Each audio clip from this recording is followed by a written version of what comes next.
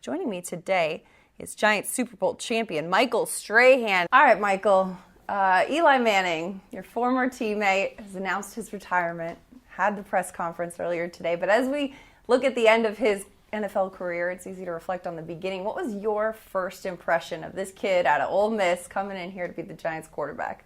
Well, my first impression of Eli, who's I never consider a former teammate. He's always my teammate. He's always my guy. All of my teammates were. But my first impression was he's quiet. What is his personality? Like, he's just here. He didn't do anything to ruffle any feathers. He didn't do anything to stand out in the locker room. All he did was show up to play. And it was a little bit of a different vibe from what you were used to getting out of the first round pick or the quarterback who was going to be the face of the team. And he's lived up to all of it, though, in his own way. How long did it take him to go from that quiet guy to the kind of prankster, kind of pull your pigtail type of guy in the locker room? It took him some years, in my opinion, because he was always the prankster, but he was always slick and sly about it, quiet, like the quiet assassin who you don't know, why are my feet purple because someone put some dye in my shoes, and he'd be the last guy you'd think of, but he was the one who would do it. It took him a few years to get comfortable enough to do that. But he was always a guy you knew you could trust.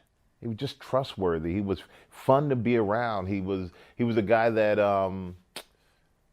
you were glad was there. You knew he was going to get your best out of him. If it was the best on the field or best in the locker room, it's going to be the best prank too. He was just an all-around guy.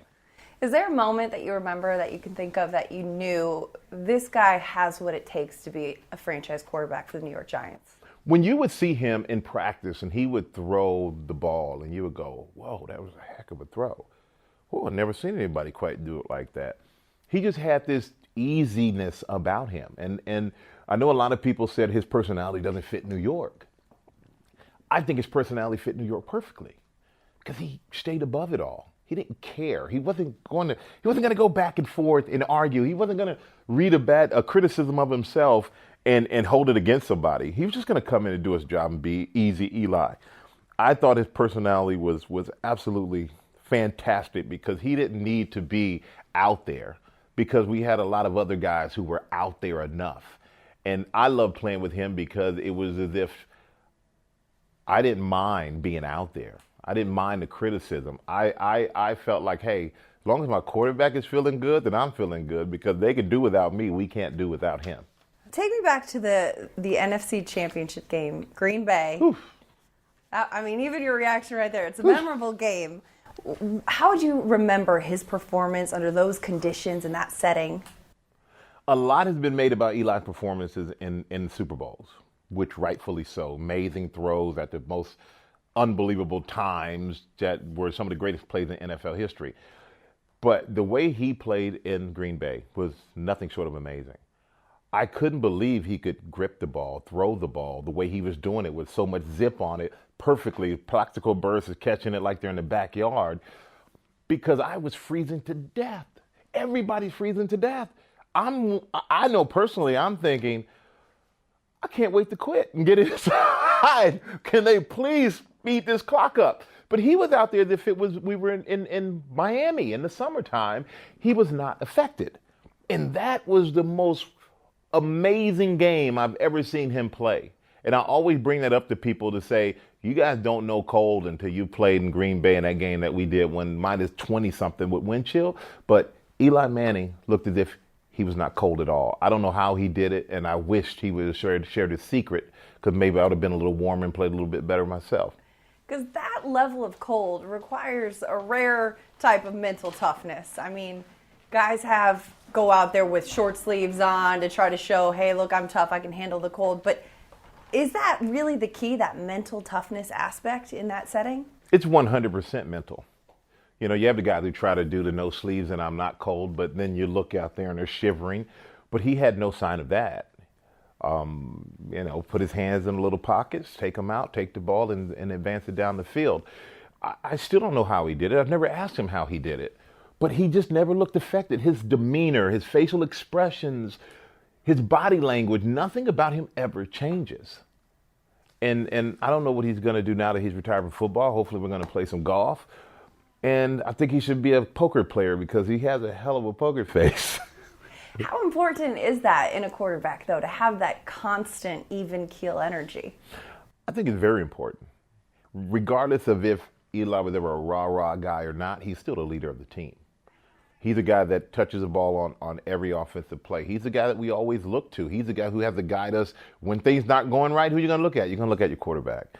And just to look at him and know he wasn't rattled by any situation when we were down in the biggest games in the history of the Giants. He was never rattled. And if he was, we could never tell, which just gave us confidence.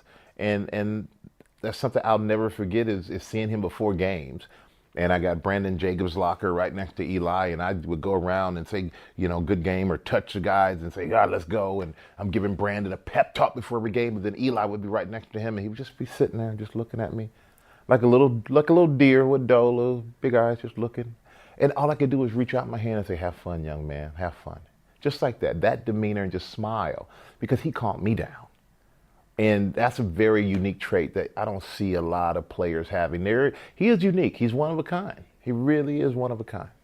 You mentioned there's a lot of big games that the Giants kind of played from behind. One of those, Super Bowl 42 in Arizona. That. And, a lot's been made of you running up and down the sideline saying, this is going to be it. This is going to be the final score and all that. And I know in that setting, the offense, the defense, you're not often on the sideline together. But what do you remember from Eli down the stretch and kind of sensing from him? One thing I learned in my career is that I would stand up when we weren't on the field most of the game and watch the offense. And I would stand where they could see me, because I want them to know I appreciate what you do, and I know you're working hard, and I want to watch your work. And I was stood opposite of where the team was. And when they were here, I stood at that end of the sideline. And watching Eli on that final drive was the most amazing thing, because he did something so out of the ordinary for him to do. He wasn't the guy who was necessarily going to avoid a sack with sweet footwork, but somehow he kept his balance when he usually trips over his own feet. I don't know how he did that. And then to throw the ball perfectly to David Tyree, who made the most amazing catch ever off his helmet. But for Eli to get out of that in the first place was amazing, because, as you mentioned, standing there on the sideline and the score is 14-10. Patriots are undefeated. Our last drive of the game. And to say 17-14 is going to be the final score, believe it, it will happen. And the offensive guys are looking at me because I can't do anything about it. It's on them. And they're looking, I don't know if they were looking like, yeah, we got it, or if they were looking like, oh man, shut up and move out the way. But Eli, I just remember him standing back there. When I used to do stomp you out speeches, he would just stand back there. Never changed. And that final drive was the same Eli. Calm as a whistle under pressure, and then just makes things happen when they need to happen. And God, I couldn't be more thankful for him. Made my career. Without him making that play, I don't think my life after is what it is. I really don't. Because being a Super Bowl champion, because of what he did, put another level on anything I've ever accomplished in football and off the field. Now that he's retired and he's walked away from the game, is there a story that you can share with us that's your favorite Eli Manning story? Favorite Eli Manning story? There are many. Most of them involve drinking. Because he's a little wild boy when he gets a little liquor in him. We've seen the I'm not going to do those stories. I'm not going to do those. Napkin toss. Yeah, I'm not going to do those stories. But I will say, though, I do like the prank that guys play on each other. And I love Sean O'Hara's prank on Eli, where he cut the hole in the bottom of his pants. So when Eli put his hands under to take the snap, he was greeted by a few of Sean's friends. I think that is one of my favorite stories, and I haven't shook Eli's hand since. There have been some pranks shared in here, and that is by far the best one. The offensive linemen are the absolute worst, and he's a honorary lineman because he spends so much time with those guys. So, Yeah, the pranks there with those guys were some of them pretty nasty. We probably would still be fighting, not talking right now if they did them to me, but they love doing it to each other. Did you ever get in on the prank? No, not like that. Not like that. Offensive linemen, they'd be in the shower. You know, it's a communal shower. Yeah. And you're sitting there talking to the guy as we're talking, hey, how you doing, blah, blah, blah. And the water's warm. So you don't notice that the guy is actually, because it's warm like the water. Oh, no. On you. See, I personally would hurt you. The offensive lineman go, oh, that was funny. You're like, I better have a jellyfish sting over here. Yeah. Offensive linemen are a little different breed. And Eli is really an offensive lineman. I love it. Because he's done some pretty shady stuff. Oh my God, I love it. All right, Super Bowl is just around the corner. I want to talk about your clothing line partnering with G3 for this special limited edition Super Bowl clothing right here we've got. Well, it's cool because G3, Carl Banks, ex-Giant, big part of that. So to have us both team up together to create this capsule for the Super Bowl, it's special. It really is, because Carl's been in this business for a long time. I've been in the business for about 5 or 6 years in a different capacity. So this is the first stab at an NFL line. And we're excited about it because this is the NFL capsule, like Super Bowl capsule, Super Bowl 54, available at shop.michaelstrahan.com. Plug. Plug. Plug. Or, you can go to NFL Experience. It's going to have the pop-up shop down in Miami.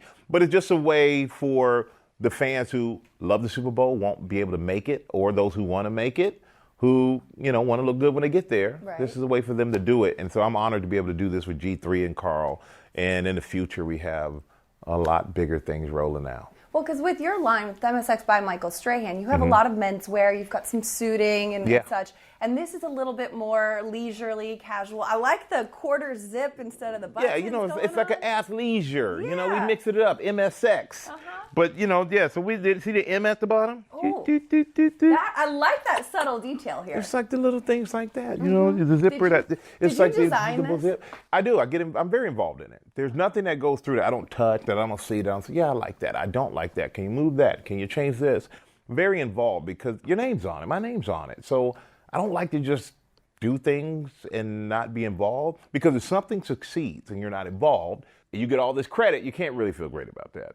You can act like you do, but in my heart, I couldn't. But if something fails and you get all the blame, then you got to take all the blame. So you might as well get involved in whichever way it goes. You can feel good for the credit, or you can just take the blame and know that I did my best at it. How did this partnership with G3 and Carl Banks come about?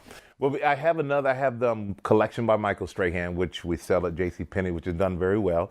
It's their number one tailored brand in their stores for suits and everything else. And then we had MSX as well, which we have been around for 3 years now, and that has done extremely well. So this was a way for us to expand, get involved back with the NFL. I mean, none of this happens without my involvement with the NFL. So it was like coming home, to be honest with you, to partner up with Carl and do this and with the NFL behind it. So also, is there a women's, because my name also starts with an M? Okay, your name starts with an M. So this is what we got. We have 3 different styles for men with 2 colorways. We have 4 styles for women with 3 colorways. So you are taken care of. Oh, I love it. Yes. Make sure that you're represented well with Super Bowl 54. The only thing that's missing is that the Giants aren't in Super Bowl 54. I know. But you know what? Now that you've got this going off the ground for Super Bowl 54, then maybe next year and years to come when the Giants are, you'll be an old vet with the Super Bowl capsule over That's here, why I started it, just in anticipation of next year or the year after. We'll see. I'm ready. You're always thinking ahead, always thinking. So you've been doing this clothing thing for about 5 years now. You've got the menswear, the suiting, you've got the athleisure going on. How has this evolved, and how has your role as, a fashion designer really taken off? Is this what you expected? No, not at all. But it's fun. And being in the NFL locker room is all about fashion. You will see some of the best looks ever, and you will see some of the worst looks ever. Because guys are from all over the country. Everybody's very individual. And so many guys want to stand out. And some do it in a good way, and some do it in a way it's like, did you get dressed in the dark? But it teaches you about fashion. And for me, waking up every day, being on the news or commentating football, I'm always in a suit. So for me, it's a natural thing to wear a suit, and I want to look good, and I want to be in control of that if possible. So that's why the collection and the suits came about. And then when I'm not at work, I'm very casual. Like, I'm not wearing a suit when I don't have to wear a suit, and that's where the athleisure line came about. But I'm still a big sports fan. I mean, I am into football. I mean, it's what I do for a living. It's one of my favorite things that I get a chance to do. So it's a natural progression to do this with G3. And absolutely, now Super Bowl 54, of course, is on Fox. You'll be doing the game. You're going to be down in Miami, I'm sure, for a long week of content coverage. Long week, but a good week. Yes. Yeah, we're down there. We have, 7 hours of programming through all of our things that we're doing. We're shooting part of the show on a huge stage that we built in South Beach. Then we're doing the rest of it from the stadium, from the game. So we got to be there for an hour and a half and transfer over to the stadium to finish up the show there, which is going to be great. I have to interview J-Lo and Shakira for the show for the halftime. Poor thing. That's, the stuff they asked me to do is so unfair. Unfair. But all of a sudden, I got all these friends who care about my job. They want to show up. Can we go with you? No. You need a PA for the day? Exactly. I love it. Well, good luck. Really excited to see how this takes off for Super Bowl 54. All right, thank you. I appreciate you. Michael Strahan, thank you so much, and looking forward to seeing all of this merch on shelves and on football fans everywhere. And thanks to you for listening to today's episode of the Giants Huddle Podcast. We appreciate you being with us on Giants.com and the Giants mobile app. And as a reminder, the show is also available on all popular podcast platforms. Make sure you subscribe or add us to your favorites list. I'm Madeline Burke. We'll see you next time. Hey, Giants fans. Saquon Barkley here. You want to see more videos? Subscribe below.